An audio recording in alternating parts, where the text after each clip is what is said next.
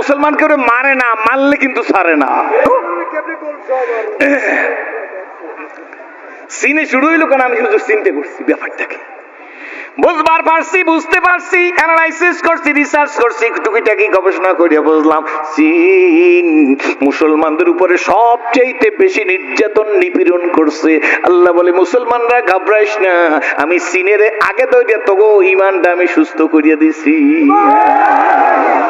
ধরে না ওই অংশংসুচি আরে কথা কয় না পাবলিক, একটু পেপার পত্রিকা পড়েন, খালি রুমাল মুড়াই দিয়ে যদি রাস্তার ডান দিক দাঁড়েন আর সুবহানাল্লাহ সুবহানাল্লাহ করেন, এতে আমার আপত্তি নেই, সব হইবে, কিন্তু খবরদার মুসলমানের কল্যাণ করতে পারবেন না। ঠিক নেবে ঠিক জোরে কন, রুমালও মুড়াই দিয়েন, ডাইন দিক দিয়ে হাইডেন, সুবহানাল্লাহ কইেন, আর চক্ষু দুইটারে খোলা রাখেন, কে শত্রু কে বন্ধু। রিক্সা যায় দুইজন, নিয়ম তিনজন উঠছে, রিক্সাওয়ালা কয় তিনজন নেব না, নেলে আমার ট্রাফিক সার্জেন্ট ধরবে। তিনজন না পার্টির একজনে কয় তোর কোনো চিন্তা নাই, ট্রাফিক সার্জন আমাকে আত্মীয় হয়। রিক্সাওয়ালা কয় যে স্যার যদি আপনাকে আত্মীয় হয় তাই আমার তখন আর কিছু না, আমার 2 টাকা বাড়াই দেবেন, ব্যাস আমি লই যাম। ট্রাফিক মোড় পর্যন্ত যাওয়ার পরে ট্রাফিক সার্জন হাত জাগাইছে, সেই রিক্সাওয়ালা ফিস দিচ্ছে স্যার আপনাকে বলে আত্মীয়। কত বুঝতেছেন দি? এই ট্রাফিক সার্জন আইয়া রিক্সাওয়ালার চুলের মধ্যে হাত দিয়ে টাইনে নামাইছে, গালের মধ্যে আস্তে একটা রিক্সাওয়ালা কান্দন লইছে, আপনাকে বলে আত্মীয়, আমারে মারে আপনি দেন না। কয় তুই বোকা নাকি, আমাকেও আত্মীয়, তোর তো আত্মীয় না। কথা বলছেন না? এরা কিন্তু ঠিক কথা কইছে যে ট্রাফিক সার্জন আমাকেও আত্মীয়, রিক্সাওয়ালা তোর তো আত্মীয় না, তুই তো মাইর খাবি। মুসলমান চোখ দুইটারে খোলা রাখবেন, কেডা শত্রু কেডা বন্ধু, নাইলে কিন্তু মঞ্জিলে মকসুদে যাওয়া যাবে না। ঠিক নেবে ঠিক জোরে কয়। হ্যাঁ, মুসলমান কেউ মারে না, মারলে কিন্তু ছাড়ে না। মনে আছে না বলার মানুষ, মারে না মারলে এ মুসলিম নেভার ব্রেক হিজ ওয়ার্ড। একজন মুসলমান তার ওয়াদার খেলাপ করে না। আন্নাল কুওয়াতা লিল্লাহি জামিয়া, শক্তির মালিক আমার আল্লাহ। জোরে বলেন কে? বন্ধু শত্রু চেনা লাগবে না? লাগবে কি লাগবে না? জোরে বলেন। বন্ধু আসুন, আমরা মানুষ, মূল কথার দিকে চলে যাব। মানুষ কে মানুষ বানাইলো? জোরে জোরে বলেন না কে? অমুসলিম কেউ থাকলে আসেন, স্টেজে বসতে পারবেন। গালাগালি, ফালাফালি, বিবৃতি, পাল্টা বিবৃতি, হিংসাত্মক, আক্রমণাত্মক কথা আমি বুঝি না। আমি কারো ধর্মীয় অনুভূতিতে আঘাত দিয়ে কথা বলবো না, বলার অভ্যাসও আমার নাই। বরঞ্চ জানেন না, হয়তো ভুল বুঝাইছি, অথবা আপনারা ভুল বুঝবেন, অথবা বুঝতে পারেন নাই। যদি কোনো দেশে ইসলাম কায়েম হয়, অমুসলিম ভাইদের দৃষ্টি আকর্ষণ করে বলছি, বড় বড় মুহাদ্দিস মুফতি স্টেজের মধ্যে, মঞ্চের মধ্যে বসা আছে, বলে আলিয়ার প্রধান মুফতি বসা আছে, আল্লাহু আকবার শরীফ সাহেব, হুজুরের ছেলে শরীফ সাহেব বসা আছে। আমি আপনাদের কাছে বলবার চাই, অন্য ধর্মাবলম্বী ভাইরা শুনেন, যদি কোনো দেশে ইসলাম কায়েম হয়, আই রিপিট, আবার বলি, যদি কোনো দেশে ইসলাম কায়েম হয়, ওই দেশে সবচেয়ে বেশি স্বার্থ পাইবে অমুসলিমরা। যদি ইসলাম কোন দেশে কায়েম হয়, সেই দেশের সংখ্যালঘিষ্ঠ সম্প্রদায়ের পূজা পার্বণ অনুষ্ঠান হবে মন্দিরে। এই মন্দির পাহারা দেবে টুপিওয়ালারা, যেন তোমার মন্দির কেউ ভাঙবার না পারে, যেন তোমাকে কেউ ডিস্টার্ব না করতে পারে। কারণ হইল ইসলাম বাই চয়েস, ইসলাম বাই ফোর্স না। এখানে একটা কথা আপনাদেরকে বইলে যাই, সিরাজি আপনাদের সামনে বহুত কথা বলছে, আমার কথা আপনাদের জানা, কিন্তু মনের আবেগ নিয়ে বলি, you are Muslim by chance, we are Muslim by choice. You are Muslim by chance, I am Muslim by choice. আপনার বাবা, আপনার দাদা, আপনার নানা, আপনার নানি সব মুসলমান, কিন্তু সিরাজি আজকের 38 বছর পর্যন্ত ঘরের দরজায় যে মা বইলা ডাক দিবার পারে না। তবে একথা সত্য মনে রাখা দিও, মুসলমানের সন্তান মুসলমানের ঘরে হইলে মুসলমান হওয়া যায় না। মুসলমানই এমন একটা জিনিসের নাম যেটা মানতে হয়, মানা লাগে, মুখে বললে মুসলমান হওয়া যায় না। যদি মুসলমানের ঘরে হইলেই মুসলমান হইতো গো, তাহলে সিনিয়র পয়গাম্বর আদমে সানি নূহ নবীর ছেলে কেনান কেন কাফের হইল? সে কি শুধু মুসলমান? আদমে সানি হযরত নূহ নবীর ছেলে কেনান কাফের, মানে নাই কাফের, কি বলেন ঠিক নেবে ঠিক? আর ইব্রাহিম আলাইহিস সালামের বাবা আজর কুমার ব্রাহ্মণ, মূল নাম তারেক, মূল নাম আজর কুমার ব্রাহ্মণের ঘরে হইয়া, মূর্তি পূজকের ঘরে হইয়া তিনি হইলেন মুসলিম মিল্লাতের বাপ। মিল্লাত আবিকুম ইব্রাহিম হুয়া সাম্মাকুমুল মুসলিমিন। কার কথা জোরে কন, কার কথা জোরে বলেন? আজর কুমার ব্রাহ্মণ মূর্তি পূজা, মূর্তি বানায়, মূর্তি বেচে, কি বলেন ঠিক নেবে ঠিক? তার ঘরে জন্ম হইয়া হযরত ইব্রাহিম আলাইহিস সালাম মুসলিম মিল্লাতের বাপ হইল। আমার নবী মুহাম্মদুর রাসূলুল্লাহ সাল্লাল্লাহু আলাইহি ওয়াসাল্লাম বলছে, ইব্রাহিম আলাইহিস সালাম আমি নবী মুহাম্মদুর রাসূলুল্লাহর বাপ। ঠিক না? জোরে কর, ঠিক কিনা জোরে বলেন। সেই জন্য ভাইজান কোন দলাদলি ফালাফালি চাই না, সরাসরি বক্তৃতার কথা বলতে চাই। দিলের মধ্যে মানুষের প্রতি বিদ্বেষ ছাড়তে হবে, ভালোবাসা তৈরি করতে হবে, মানুষকে কাছে নিতে হবে, বুকে নিতে হবে।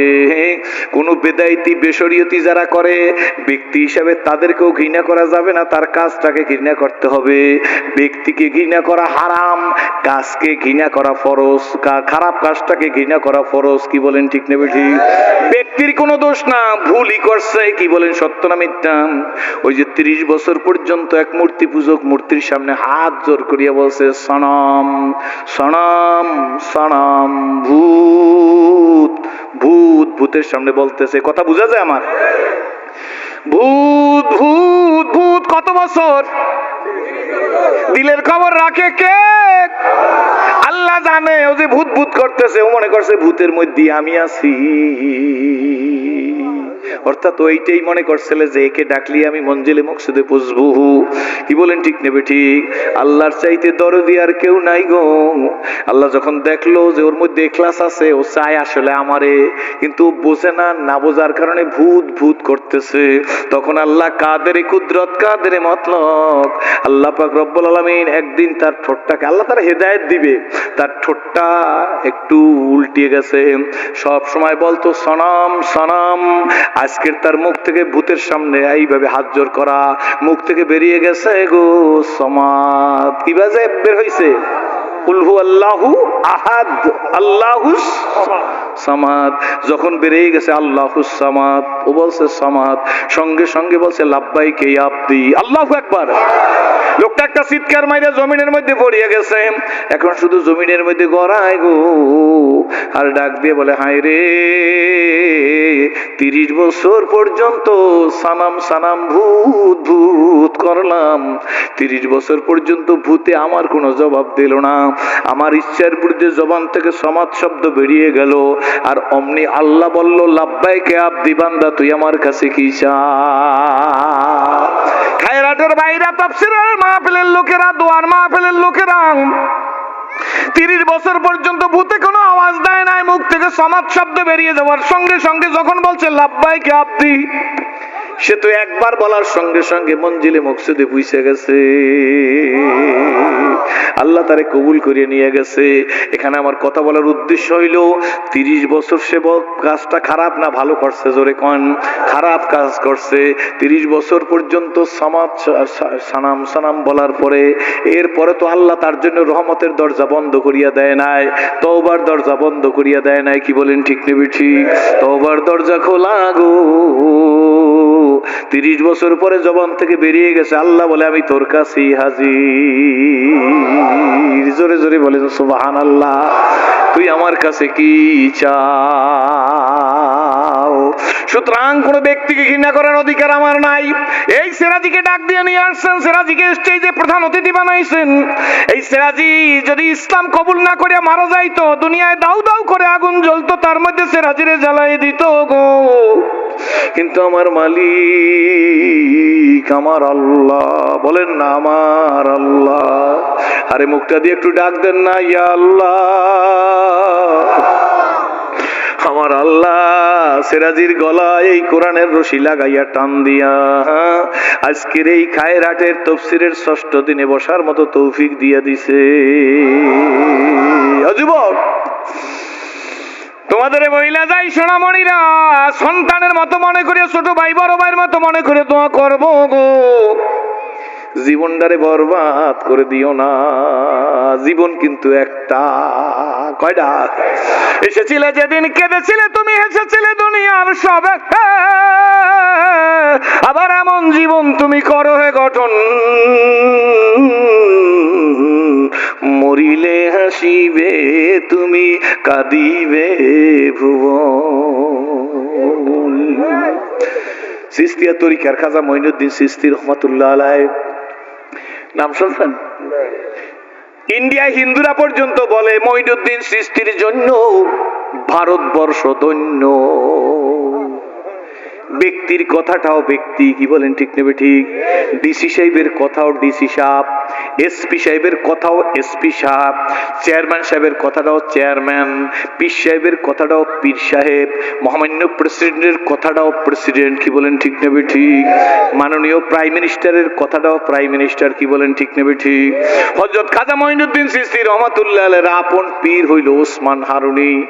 21 বছর 8 মাস 3 দিন ওসমান হারুনির দরবারে খাজা মঈনুদ্দিন চিশতি রহমাতুল্লাহ আলাইহি খেদমত করছেন। একদিন এশার নামাজের বারে আমার দিকে তাকান, এশার নামাজের সালাম ফিরিয়ে ফেলাইছে। এশার নামাজ পড়াইয়া ওসমান হারুনি দেখে যে কিছু কিছু মুসল্লি মসজিদে এখনো বসা আছে, আর কিছু কিছু বের হয়ে গেছে। খুব ভালো করে শুনবেন, কাজে লাগবে।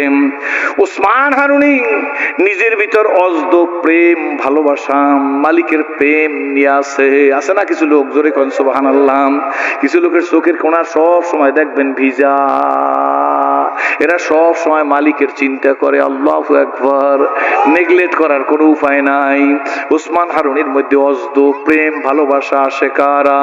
আর জুয়ে দিগারাস্ত বুলবুলারা গুপ্তে গুয়ে দিগারাস্ত, ই জমিরান আসমানে দিগারাস্ত, আর গোলেরা রঙ্গ বুয়ে দিগারাস্ত। এক এক পাগলের এক এক রকম খেয়াল, কি বলেন ঠিক নেবে ঠিক?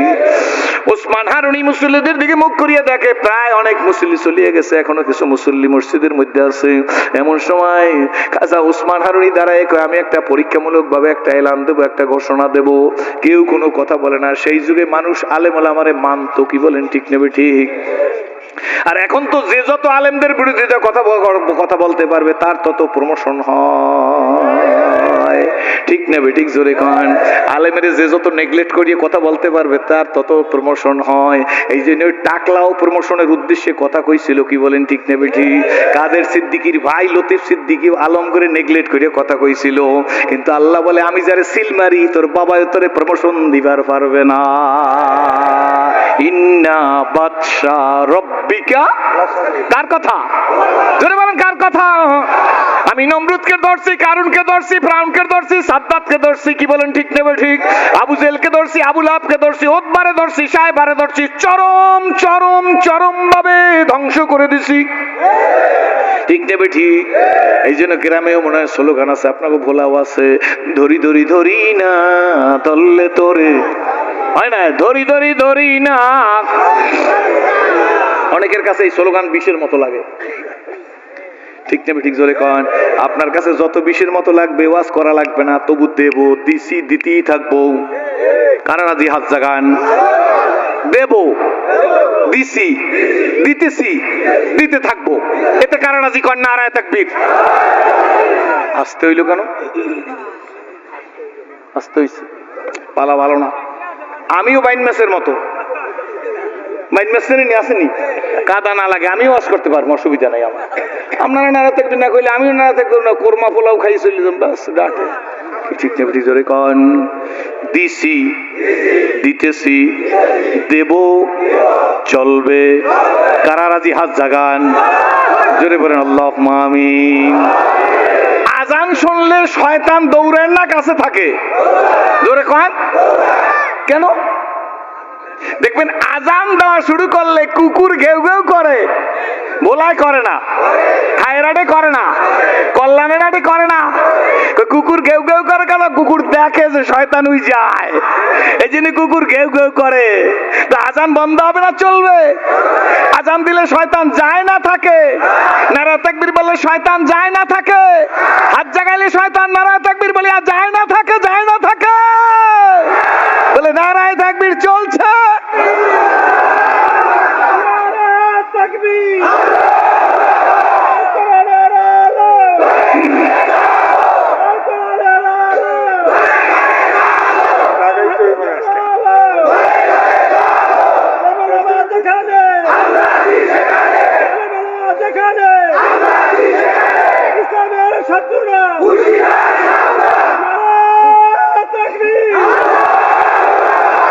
আচ্ছা কোন তো এই লোকটার বয়স কত?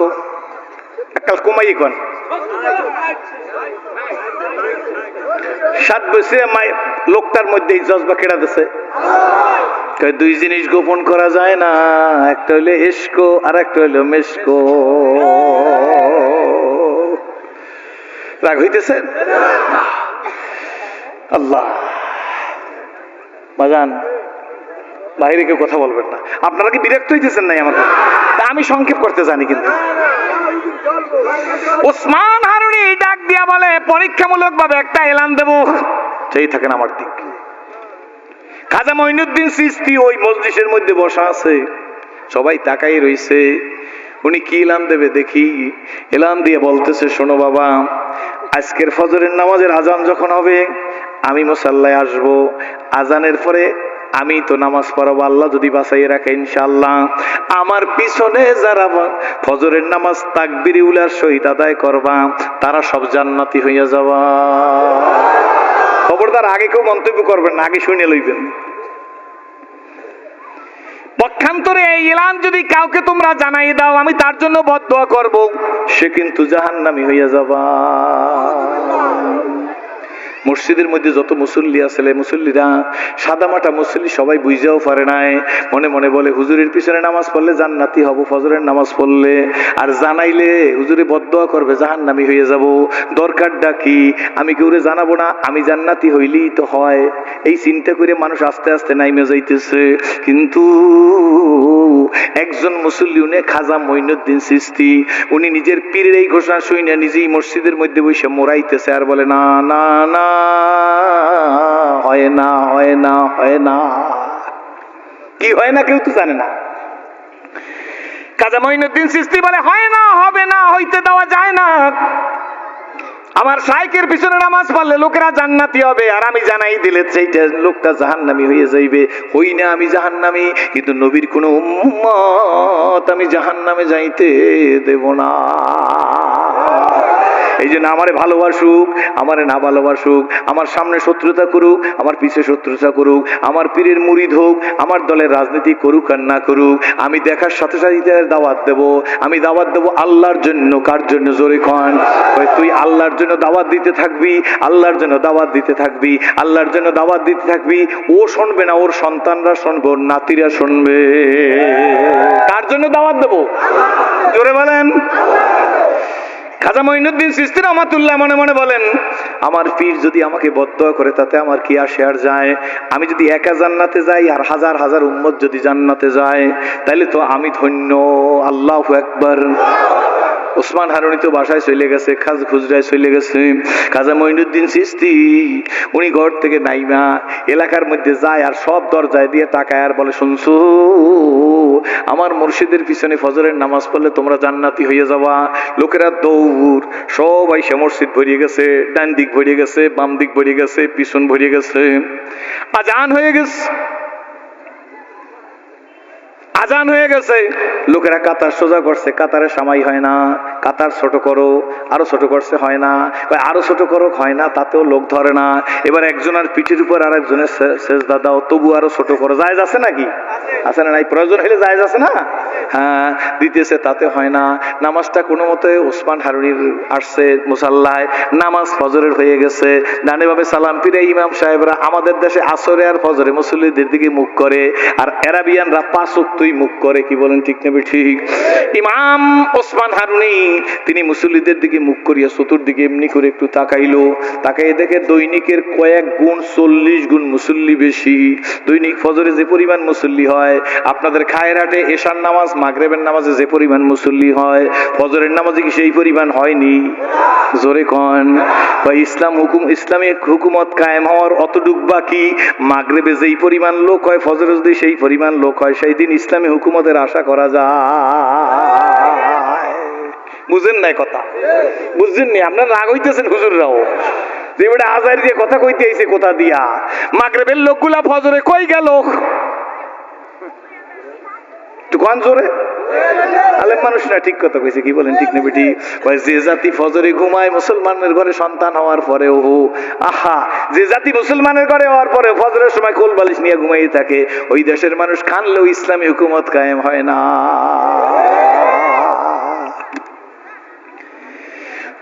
ওসমান হারুনি ডানে বামে সামনে চতুর্দিকে তাকাই বলে, কে কে রে, এত বড় সাহসকার? আমি না বলছিলাম আমার পিছনে নামাজ পড়লে জান্নাতি হইবে, কিন্তু কারোরে জানান যাইবে না। কিন্তু সবাইরে জানাই এখন মসজিদের ডান দিক বাম দিক পিছন কাতার ছোট করি করা হয়েছে। কার এত বড় সাহস? আসলে পরীক্ষা করতেছে কার এত বড় সাহস। মুসলিমরা মনে মনে চিন্তা করে, আমরা তো আর কারোর দাওয়াত দেইনি, আমাদের তো আর কোনো দোষ নাই, সব চুপচাপ, কিছু বলে না মোর্শেদের সামনে। এমন সময় খাজা মঈনুদ্দিন চিশতি রহমাতুল্লাহ আলাইহি পিছন থেকে সামনের দিকে আইসা ওসমান হারুনির সামনে দাঁড়াই বলে, শায়েখ গো, এই কাজখানা আমি করছি, এই দাওয়াতটা আমি দিছি। আপনি নিষেধ করছিলেন কিন্তু আমি দিছি। খাজা ওসমান হারুনি ডাক দিয়া বলে, মঈনুদ্দিন, কোথায় এই সাহস তোমারে কে দিছে? খাজা মঈনুদ্দিন চিশতি দাঁড়াই বলে, শায়েখ গো, আপনি তো বইলাই দিছেন, জানাই দিলে আপনি বদদোয়া করবেন, জাহান্নামী হয়ে যাইবে সে। আপনি বদদোয়া করেন, আমার কোনো আপত্তি নাই, আমি একা মঈনুদ্দিন জাহান্নামে যাইতে রাজি আছি, কিন্তু আমার নবীর কোনো উম্মতকে আমি জাহান্নামে যাইতে দিবার রাজি না।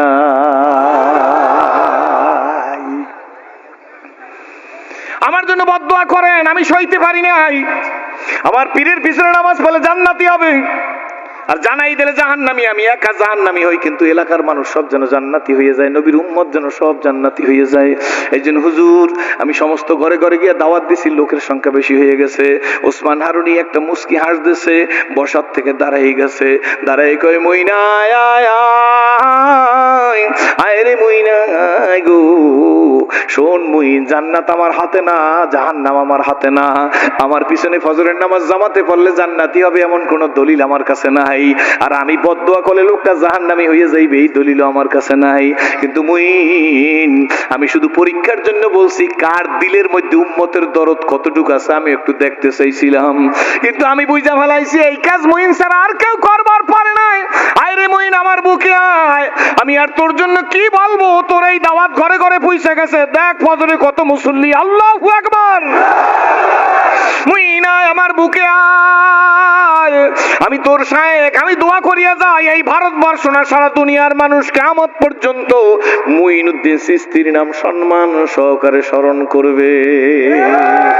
আব্বু আমার আর দাওয়াত দিয়েন না, আপনার সকলের পায়ের উপর হাত রাইখে একটা অনুরোধ করিয়ে যায়, খায়রাটের বাইরা যারা দূরে আছেন আপনার এলাকার মসজিদের জন্য দাওয়াত দিবেন, আর যারা খায়রাটের বাজারের কাছে আছেন ব্যবসায়ী ভাইরা, মাহফিল কমিটির লোকেরা, তফসির কমিটির লোকেরা, আপনারা মরিয়া হইয়া লাগেন, মরিয়া হইয়া লাগেন, মরিয়া হইয়া লাগেন।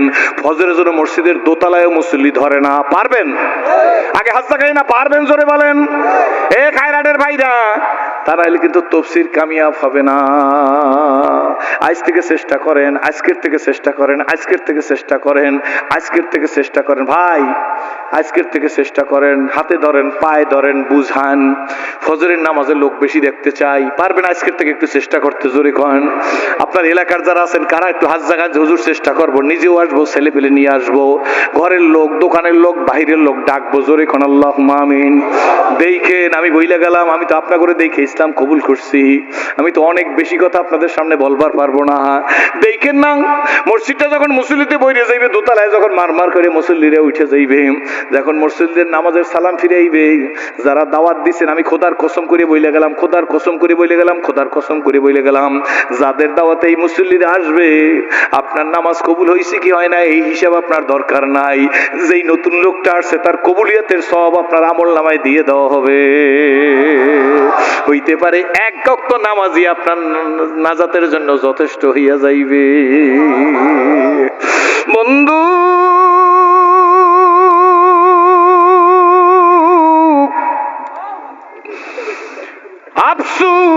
আফসোস কিসের মুসলমান?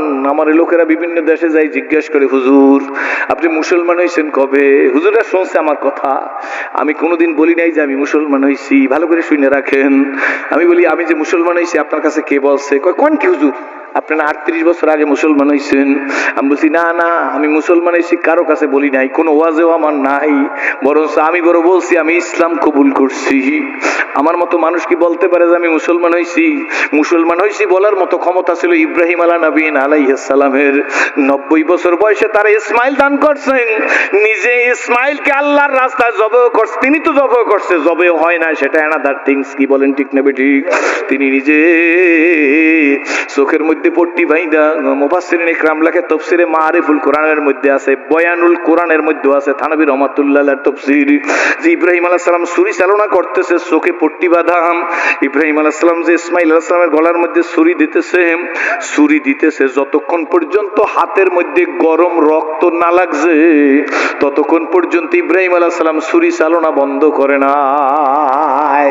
তিনি মজবুত ভাবে ইয়াকিন হয়ে গেছে ইসমাইল জবাই হয়ে গেছে, কিন্তু আল্লাহ ইসমাইলের পরিবর্তে জান্নাতি দুম্বা দিছে, এটা আল্লাহর ব্যাপার, কি বলেন ঠিক না ঠিক?